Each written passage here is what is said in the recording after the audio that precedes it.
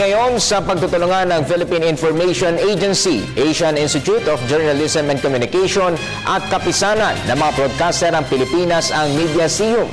Dito makikita ang mga memorabilia at ilang kagamitan ng mga mamahayag sa bansa. Narito ang ulat ni Ara Perez. Ang buhay media ay isa na nga sa pinakamakukulay na larangang maaaring tahakin ni numan. Kaya naman sa pamamagitan ng Asian Institute of Journalism and Communication, kapisanan ng mga broadcaster ng Pilipinas at Philippine Information Agency ay pinasinayaan ang Mediaseum, ang siyang bagong tahanan ng mga aparato at na ginamit ng mga batikang mamamahayag mula noon magpasa hanggang ngayon. Magmula sa typewriters, telepono hanggang sa makalumang cameras ay hindi talaga mapipigilan ng mga batikan sa media na mapa-flashback sa kanilang pinagdaanan bago dumating ang makabagong teknolohiya na nagpadali sa palitan ng impormasyon mula sa media patungo sa publiko.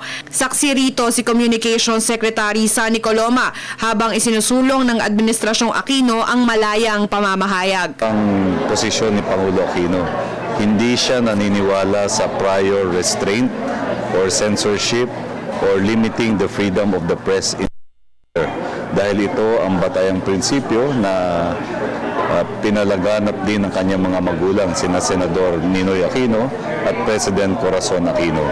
Higit pa sa pagbabalik tanaw, hangad ni Professor Alice Colette Valladolid na maisabuhay sa henerasyong ito ang mga sakripisyo ng ating mga batikang mamamahayag sa ngalan ng integridad. We hope that by presenting in visual form what our Filipino journalists have done, we hope that our people will be inspired to respect words. Saludo rin ng sports journalist na si Sev Sarmenta sa kabubukas lamang na museo. Well, the museum is a beginning of a story of how media plays a role in our country. This is a work in progress. It's not yet finished. I guess it's just the initial steps. And I guess those who have artifacts, mementos, clippings, old equipment from different media generations in the Philippines can contribute them here. And I'm sure all of them have a great story to tell. Bukas ang Mediaseum sa publiko na matatagpuan sa ikalawang palapag ng Philippine Information Agency sa Visayas Avenue ng Quezon. Para sa Telebisyon ng Bayan, Ara Perez.